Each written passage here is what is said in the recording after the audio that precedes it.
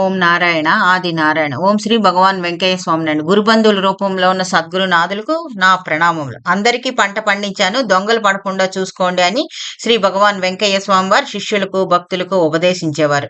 ఇక్కడ దొంగలు అంటే దుర్గుణములు అని అర్థం. అందరినీ పూర్ణంగా అనుగ్రహించాను, దుర్గుణములు చేరకుండా చూసుకోండి అని అవధూత శ్రీ భగవాన్ వెంకయ్య స్వామి వారి బోధ. అన్ని దుర్గుణముల్లో ముఖ్యమైనది ఇతరులను విమర్శించడం. ఇది గజ స్నానం వంటిదని చెబుతారు. అంటే ఏనుగు పరిశుభ్రంగా స్నానం చేసి గట్టుకు వచ్చిన తర్వాత తన తొండంతో శరీరం అంతా మట్టి పూసుకుంటూ ఉంటుంది. అలాగే గజ స్నానం లాగే మనం ఇతరుల్ని విమర్శిస్తే మన పూజ, జపం, ధ్యానం వంటి పుణ్యకర్మలన్నీ నిష్ప్రయోజనం అయిపోతాయి. శ్రీ సాయినాథుల వారు దీన్నే పంది మలభక్షణం చేయడం వంటిదని చెప్పేవారు. శ్రీ భగవాన్ వెంకయ్య స్వామి వారు ఈ గుణాన్ని ఈ విధంగా వర్ణించారు. నెత్తి మీద కొండను మోసుకు వెళ్ళడం, లేకపోతే మూటలు మోసుకు వెళ్ళడం అని స్వామివారు ఈ లీల ద్వారా మనకి బోధిస్తున్నారు.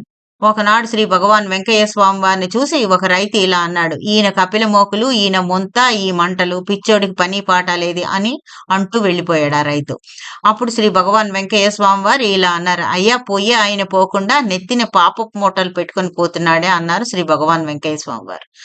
అంటే నిష్కారణంగా మంచి చెడు తెలుసుకోకుండా ఇతరులను నోటికి వచ్చినట్లు విమర్శించడం వల్ల కొండంత పాపభారం నెత్తిన వేసుకోవడం అని కొండంత పాపభారం నెత్తిన వేసుకోవడం అని శ్రీ భగవాన్ వెంకయ్య స్వామి వారు మనకి బోధిస్తున్నారు. ఓం నారాయణ ఆది నారాయణ.